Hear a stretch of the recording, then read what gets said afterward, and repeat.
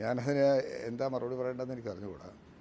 ഏതായാലും ഇടതുപക്ഷ ജനാധിപത്യ മുന്നണിയിൽ കേരള കോൺഗ്രസ്സിന് ഉള്ള സ്പേസ് ഒരിക്കലും ചെറുതാണെന്ന് ഞങ്ങൾ വിചാരിക്കുന്നില്ല.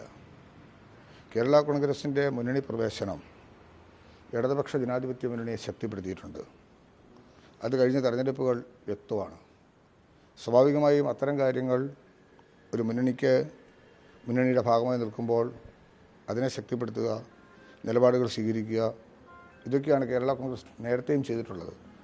ഞങ്ങൾ നിൽക്കുന്ന ഇടങ്ങളിൽ നിലപാടുകൾ വ്യക്തമാക്കുകയും ആ മുന്നണിയുടെ ശക്തിക്ക് വേണ്ടി പ്രവർത്തിക്കുകയും ജനോപകാരപ്രദമായ കാര്യങ്ങൾ നേടിയെടുത്ത് ജനങ്ങളിൽ എത്തിക്കാൻ ശ്രമിക്കുകയും ചെയ്യുക എന്നുള്ളതാണ് പാർട്ടി പണ്ടേ ശീലിച്ചിട്ടുള്ളത്. ഇതാണ് മാണി സാർ ഞങ്ങളെ പഠിപ്പിച്ച പ്രത്യയശാസ്ത്രം. അതുകൊണ്ട് മറ്റ് വിമർശനങ്ങൾക്കൊക്കെ ഇടയുണ്ടാകാം, പക്ഷെ അത് ഞങ്ങളെ ഏശുന്ന പ്രശ്നമല്ല. ഈ പാർലമെന്റ് തെരഞ്ഞെടുപ്പിൽ പാലായിലും കടുത്തുരുത്തിയിലും ഒരു ദയനീയമായ തോൽവി ഇടതുപക്ഷം നേരിട്ടിട്ടുണ്ട്. മണ്ഡലം സങ്കല്പത്തിൽ മാത്രമാണ് നില മെച്ചപ്പെടുത്താൻ സാധിച്ചതാണ് വിമർശനങ്ങൾ കൊണ്ട് പറഞ്ഞിട്ടുള്ളത്. ജനാധിപത്യത്തിൽ ജനങ്ങളാണല്ലോ. കേരളത്തിൽ എത്ര സീറ്റുകളാണ് LDF നിയമസഭ ജയിച്ചത്? എന്നാൽ പാർലമെൻറ്റ് തെരഞ്ഞെടുപ്പിൽ പരാജയം ഉണ്ടായി. അങ്ങനെ കാലാകാലങ്ങളിൽ പരാജയത്തിൻ്റെയോ വിജയത്തിൻ്റെയോ മാത്രം അവസ്ഥ സംജാതമാക്കിയിട്ടുള്ള ഒരു സംസ്ഥാനമല്ല കേരളം. തെറ്റുകളുണ്ടായിട്ടുണ്ടെങ്കിൽ തിരുത്തും. എന്നാൽ കാണേണ്ട വിഷയം എന്താ?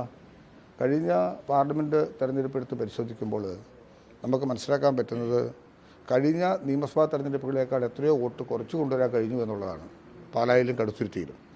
ഇന്നലെ പാലായിൽ ഞങ്ങളുടെ യുവജന സംഘടനയുടെ റാലിയായിരുന്നു. 1500-2000 കുട്ടികളിലാണ് വരുന്നത് ഒരു നിയമസഭാ മണ്ഡലത്തിനകത്ത്. ആ നിലയിൽ ഞങ്ങളുടെ രാഷ്ട്രീയമായിട്ടുള്ള പ്രവർത്തനങ്ങളും മുന്നണിയെ ശക്തിപ്പെടുത്താനുള്ള നീക്കങ്ങളും ഗവൺമെൻറ്റിനെ ശക്തിപ്പെടുത്തി ഗവൺമെൻറ് ചെയ്ത പ്രവർത്തനങ്ങൾ ജനങ്ങളിലെത്തിക്കാനുള്ള ശ്രമങ്ങളും ജനോപകാരപ്രദമായ കാര്യങ്ങളിൽ ശ്രദ്ധ കേന്ദ്രീകരിക്കുകയും ചെയ്യുക എന്നതിനപ്പുറത്തോട്ട് മറ്റു ചില വിമർശനങ്ങൾക്കൊന്നും ഇടയുണ്ടെന്ന് ഞാൻ വിചാരിക്കുന്നില്ല. പാലാ കേന്ദ്രീകരിച്ചല്ലേ ശക്തമാകേണ്ടേ? പാർട്ടി ചെയർമാൻ ശക്തമാകേണ്ടതും ശക്തമാകുന്നതും പാലായെ നിലനിർത്തുന്നതും സ്വാഭാവികമായും മാണി സാറിൻ്റെ ഓർമ്മകളിൽ പാലായിൽ ഇന്നും ജോസ് കെ മാണിയുടെ പേരുണ്ടാവും. ജോസ് കെ മാണി പാലായെ സംബന്ധിച്ചിടത്തോളം വ്യത്യസ്തമായി ചിന്തിക്കേണ്ട ഒരു വ്യക്തിയല്ല. അതാണല്ലോ ഇന്നലെ പാലായെ തെളിഞ്ഞത്. യുവശക്തിയുടെ ഒരു പ്രത്യേകമായിട്ടുള്ള ഒരു പ്രകടനവും സെമിനാറും കൺവെൻഷനും ഒക്കെ നടന്നിട്ടുള്ളത്. അതുകൊണ്ട് അത്തരം കാര്യങ്ങളൊരു ആശങ്കയില്ല. പാലായെ സംബന്ധിച്ച് ആർക്കാ തർക്കമുണ്ട്? അല്ല, എവിടെ മാറും എന്നുള്ളതല്ല, പാലായെക്കുറിച്ചാണല്ലോ സംസാരിക്കുന്നത്.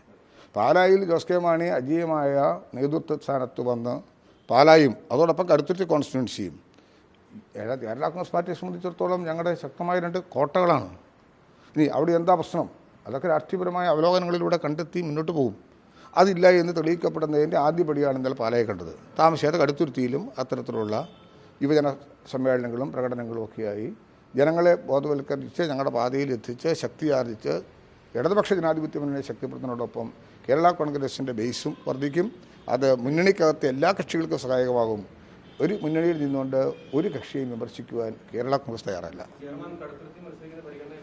അല്ല, കേരള കോൺഗ്രസിൽ ഏത് സ്ഥാനാർത്ഥി എവിടെ മത്സരിക്കുമെന്നുള്ളത് തീരുമാനിക്കേണ്ട ആളല്ല ചെയർമാൻ. അതുകൊണ്ട് പിന്നെ ചെയർമാനെ കയറി എന്താണ് നമ്മൾ വിപ്പ് കൊടുക്കുന്നത്? ചെയർമാനാണല്ലോ ഈ തീരുമാനം എടുക്കേണ്ടത്. റോഷി എവിടെ മത്സരിക്കണം എന്ന് തീരുമാനിക്കുന്നത് പാർട്ടിയാണ്. ആ പാർട്ടി തീരുമാനം പറയുന്നത് ആരാ? Party chairman. അതുകൊണ്ട് അദ്ദേഹം എവിടെ മത്സരിക്കുമെന്ന് ഞാൻ പറയാമെന്ന് പറഞ്ഞാൽ എന്ത് കഷ്ടമാണ്.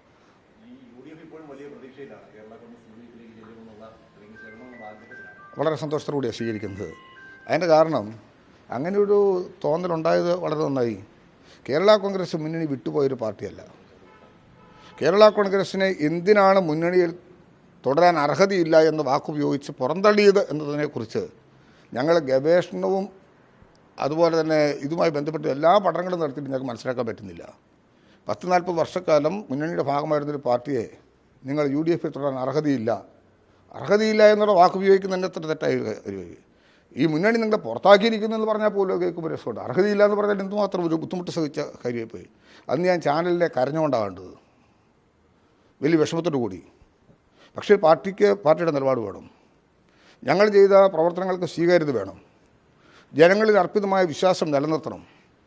അതുകൊണ്ടാണ് മാണി സാർ എടുത്ത രാഷ്ട്രീയ തീരുമാനത്തിനനുസൃതമായി തന്നെ ഞങ്ങൾ ഇടതുപക്ഷ ജനാധിപത്യ മുന്നണിയിൽ കർഷക താല്പര്യങ്ങളെ സംരക്ഷിക്കാൻ ഉതകുമെന്ന വിശ്വാസത്തോടു കൂടി തന്നെ ആ നിലപാട് സ്വീകരിച്ചു.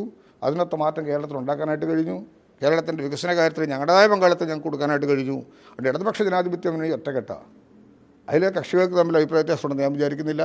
സ്വാഭാവികമായിട്ടുണ്ടാകാവുന്ന പാർട്ടി കൺവെൻഷനുകളിലും പാർട്ടി കമ്മിറ്റികളിലൊക്കെ ഉണ്ടാകുന്ന ചർച്ചകൾ അത് അതിൻ്റെ അർത്ഥത്തിനും തരത്തിലും മാത്രമേ കാണേണ്ടതായിട്ടുള്ളൂ. അത് മുന്നണിക്ക് പോറലുണ്ടാകാനോ മുന്നണിക്കകത്തെ സ്പർദ്ധ അങ്ങോട്ടും ഇങ്ങോട്ടും രൂപപ്പെടുന്നതിന് വേണ്ടിയൊന്നും ആണെന്ന് ഞാൻ ഒരിക്കലും കരുതിയിട്ടില്ല. ഓക്കെ, നമുക്ക് തീർച്ചയായിട്ടും നോക്കാം. ഞാൻ വന്നിറങ്ങിയപ്പോൾ എൻ്റെ ശ്രദ്ധയിൽപ്പെടുത്തി.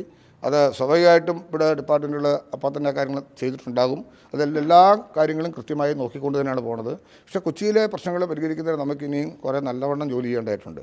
ഈ 190 MLD പ്ലാന്റ് ഉണ്ടാകുക എന്നുള്ളതാണ് ഏറ്റവും പ്രധാനപ്പെട്ടത്. കൊച്ചിയിൽ ഇപ്പോൾ നമുക്ക് 60 MLD വെള്ളം ഷോർട്ടേജ് ഉണ്ട്. അതുകൊണ്ട് അറേഞ്ച് ചെയ്താണ് ഈ വെള്ളം കൊടുക്കുന്നത്. അത് പരിഹരിക്കുന്നതിന് വേണ്ടിയുള്ള 190 MLD കൂടി ADB പദ്ധതിയുടെ ഭാഗമായി ആദ്യ ഫേസിൽ തന്നെ കൊണ്ടുവന്നെത്തിക്കാനുള്ള ശ്രമങ്ങളിൽ നമുക്ക് വിജയിക്കാൻ കഴിഞ്ഞിട്ടുണ്ട്. അതും കൂടെ ഇതിനോടൊപ്പം രൂപപ്പെടുത്തി കഴിഞ്ഞാൽ നമുക്ക് വരുന്ന ഒരു വർഷക്കാലം കൊണ്ട് സ്വാഭാവികമായും കൊച്ചിയിലെ എല്ലാ പ്രശ്നങ്ങളും പരിഹരിക്കാനായിട്ട് സാധിക്കും.